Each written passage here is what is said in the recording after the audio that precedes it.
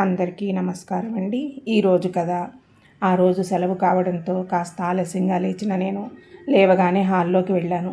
అప్పటికే నిద్ర లేచిన నాన్న సోఫాలో కూర్చుని పేపర్ చూస్తున్నారు. నేను కూడా వెళ్ళి నాన్న పక్కనే కూర్చుంటూ గుడ్ మార్నింగ్ నాన్న అన్నాను. సీను లేచావా అన్నారు నవ్వుతూ. ఇంతలో పూజ పూర్తి చేసి అమ్మ కూడా వచ్చి మా పక్కన కూర్చుంది.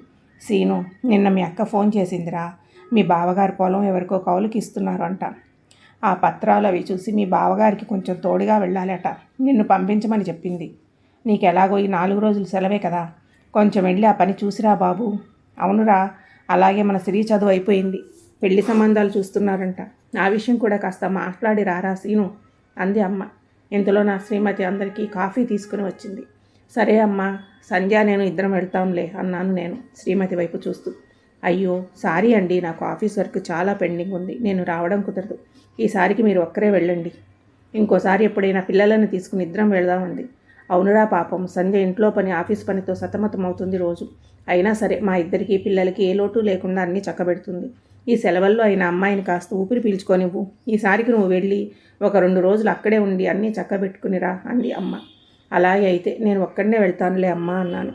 మేము మాట్లాడుతుండగానే సంధ్య సాయంత్రం 6 గంటలకి బస్ టికెట్ బుక్ చేసింది.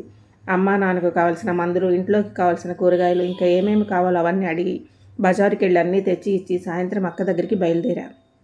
సాయంత్రం 6:30 అవుతూ ఉండగా బస్సు బయలుదేరింది. చల్లని గాలి వీస్తూ ఉంటే నేను మెల్లగా ఆలోచనల్లోకి జారుకున్నా. మా అక్క నాకంటే చాలా పెద్దది. నేను ఇంకా చిన్నపిల్లాడిగా ఉన్నప్పుడే అక్కకు పెళ్ళి అయిపోయింది. నాకు 8 ఏళ్ల వయసు ఉన్నప్పుడు అక్కకు సిరి పుట్టింది.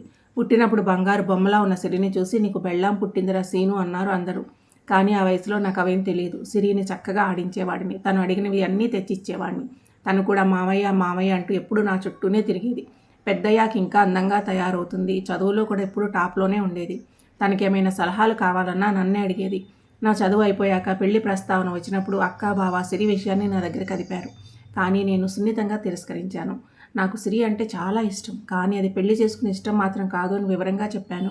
అందరూ అర్థం చేసుకున్నారు. ఇక అక్కడితో ఆ విషయం వదిలేశారు. కానీ మా అక్క అత్తగారికి మాత్రం నా మీద చాలా కోపం. తన మనరాల్ని చేసుకోను అన్నాను అని. నేను ఎప్పుడు వెళ్ళినా రుసరుసలాడుతూనే ఉంటారు, కానీ నేను అవేమీ పట్టించుకోను.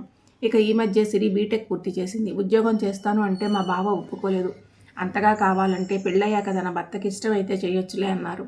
ప్రస్తుతానికి తను ఇంట్లోనే ఉంది. తీరైన కనుముక్కు, పొడవాటి జుట్టు, బంగారు ఛాయ, చక్కని శరీరాకృతితో ఉన్న మా సిరి తల్లికి మంచి సరిజోడు చూసి పెళ్లి చేయాలి అనుకుంటూ మెల్లగా నిద్రలోకి జారుకున్నాం. తెల్లవారుజామున 5 గంటలకు బస్సు విజయవాడ చేరుకుంది. అక్కడ నుంచి మా అక్క వాళ్ళ ఊరికి వెళ్ళే ఫస్ట్ బస్సు పట్టుకుని ఉదయం 7 గంటలకు అక్క ఇంటికి చేరుకున్నాను నేను. నాకు బయట కాంపౌండ్లో నొలక మంచం మీద కూర్చుని పెద్ద గ్లాసులు కాఫీ తాగుతూ కనిపించారు మా అత్తగారు. అత్తమ్మ బాగున్నావా అన్నాను నవ్వుతూ. ఏదో ఇలా ఉన్నాంలే బాబు, మీరంతా బాగున్నారా అంది మూతి 3 వంకర్లు తిప్పుతూ. ఇంతలో మా బావ వచ్చి, సీను ఎంతసేపు అయింది వచ్చి, ప్రయాణం బాగా జరిగిందా, రా లోపలికి వెళ్దామంటూ నన్ను లోపలికి తీసుకుని వెళ్ళారు. మా మాటలు విన్నాక కాఫీ తీసుకొచ్చి నాకు అందిస్తూ, ఏరా ఊర్లో అంతా బాగున్నారా అంది.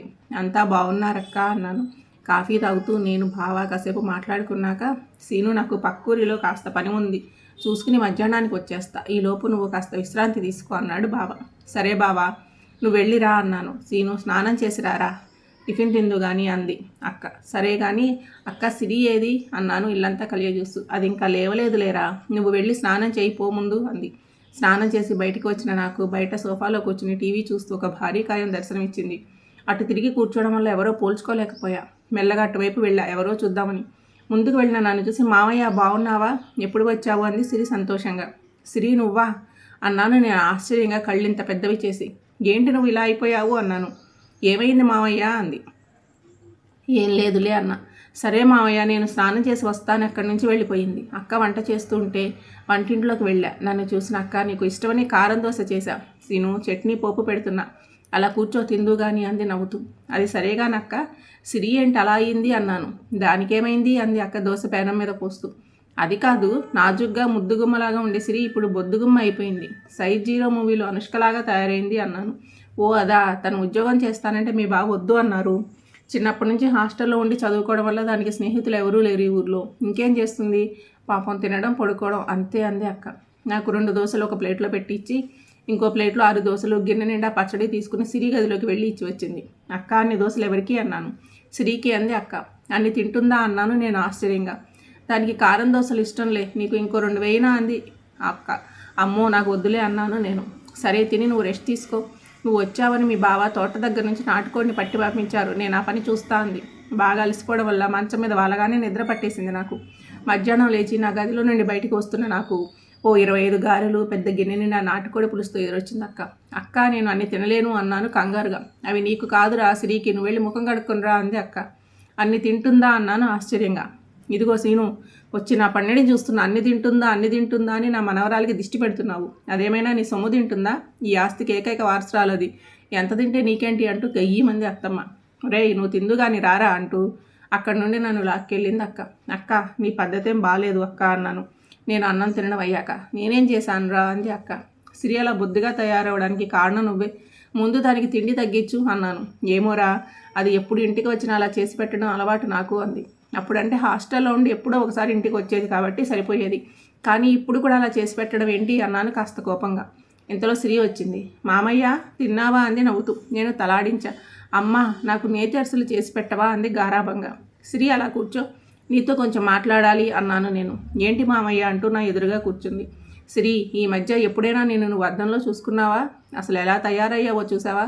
ఇంకో 6 ఏళ్ళు ఇలాగే తిన్నావంటే రోడ్ రోలర్లాగా తయారవుతావు.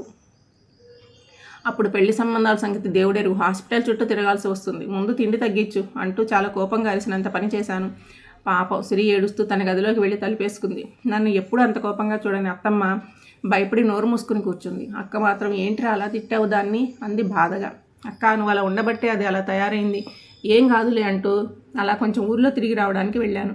అలా ఊర్లో తిరిగి అందరినీ పలకరించి సాయంత్రం 5 అవుతుండగా ఇంటికి వచ్చి నా దగ్గరకు కంగారు పడుతూ వచ్చింది అక్క. రే సీను, మధ్యాహ్నం అనగా గదిలోకి వెళ్ళి తలుపు వేసుకున్న సిరి ఇంతవరకు బయటికి రాలేదురా, చాలాసేపటి నుంచి తలుపు తడుతున్నా, సమాధానం చెప్పడం లేదు అంది గాబరాగా. అక్క నువ్వు కంగారు పడకు, పద చూద్దామని గబగబా ఇంట్లోకి వెళ్ళాం. అంతవరకు అమ్మ సిరి అంటూ తలుపు తడుతున్న అత్తమ్మ నన్ను చూడగానే వచ్చావా నాయన, మధ్యాహ్నం నా మనవరాల్ని పట్టుకుని ఎన్ని మాటలన్నావు, పిచ్చి పిల్ల, ఎంత బాధపడిందో.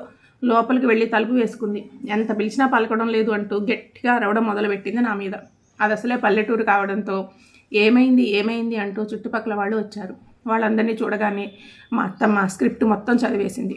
అయ్యో అలా ఎందుకన్నారు, అసలే ఈ కాలం పిల్లలు తల్లిదండ్రులు మందలించిన ఆత్మహత్య చేసుకుంటున్నారు అంది ఒక ఆవిడ.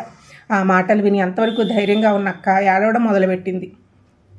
అక్క నువ్వు అలా ఏడవకు, అలాంటిదే ఉండదు అంటూ అక్కనుకు ధైర్యం చెబుతూ, పైకి మాత్రం ధైర్యం చెబుతున్న లోపల నాకు చాలా కంగారుగానే ఉంది. ఇంతలో ఏదో గుర్తొచ్చిన వాళ్ళగా ఇంటి వెనక వైపు ఉన్న కిటికీల వైపు పరిగెత్తా.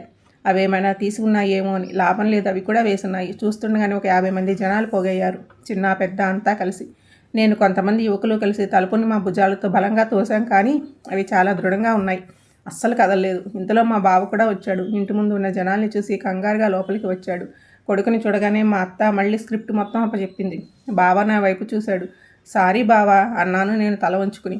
ఒరేయ్ సారీలు తర్వాత చెప్దువు కానీ ముందు ఆ తలుపులు బద్దలు కొట్టండి రా అన్నాడు. పెరట్లో ఉన్న గుణపాలు తెచ్చి తలుపులు బద్దలు కొట్టి లోపలికి వెళ్ళిన మాకు మంచం మీద అస్తవ్యస్తంగా పడిపోయి కనిపించింది సిరి. పక్కనే ఖాళీ ఎండిన డబ్బా కూడా కనిపించింది. ఆ దృశ్యం చూడగానే నేను ఒక్కసారిగా అగాధంలోకి కూరుకుపోయాను. అక్క బావ షాక్లో ఉండిపోయారు. ఇక మా అత్తమ్మ సిరి మీద పూర్తిగా పడిపోయి శోకాలు పెట్టడం మొదలుపెట్టింది. పక్కనే ఉన్న ఒక పెద్దయ్య, ఒరే ముందు అమ్మాయి ముఖాన్ని కొన్ని నీళ్లు జల్లి గొంతులో కొన్ని నీళ్లు పోయిండ్రా అన్నాడు. ఎవరో వాటర్ బాటిల్ తెచ్చి సిరి ముఖాన నీళ్లు బలంగా కొట్టారు. అంతే, ఒక్కసారిగా దిగ్గున లేచి కూర్చుంది. అంతవరకు సిరి మీద పడి ఏడుస్తున్న మా అత్తమ్మ ఎగిరి వెళ్ళి ఒక మూలకి అతుక్కుంది ఆ విసురుకి. అమ్మ ఏమైంది అంది సిరి కళ్ళు నలుపుకుంటూ. శ్రీ నువ్వు బాగున్నావా అన్నాను నేను. నాకేమైంది మామయ్య అంది అయోమయంగా నా వైపు చూస్తూ. ఇదేంటి అన్నాను పక్కనే ఉన్న ఖాళీ ఎండిన డబ్బా చూపిస్తూ. ఓ అదా ఎండిన డబ్బా మామయ్య, అది అటక మీద నుంచి కింద పడినట్టుంది. ఇది అడగడానికి నా నిద్ర పాడు చేశారా అంటూ దాన్ని కాలుతో ఒక్క తన్ను తన్నింది. అక్కడ గుమిగున్న జనం కొందరు నవ్వుకుంటూ వెళ్తే, కొందరేమో ఏదో జరిగింది అని చేస్తున్న పని ఆపి వచ్చామని తిట్టుకుంటూ వెళ్ళారు. ఈ గొడవంతటికి కారణమైన మా అత్తమ్మ ఎప్పుడు జారుకుందో మెల్లిగా అక్కడి నుంచి జారుకుంది. అమ్మ నేతి అరిసెలు చేశావా అంది సిరి ఆవులిస్తూ. వెళ్ళబోయి చూడడం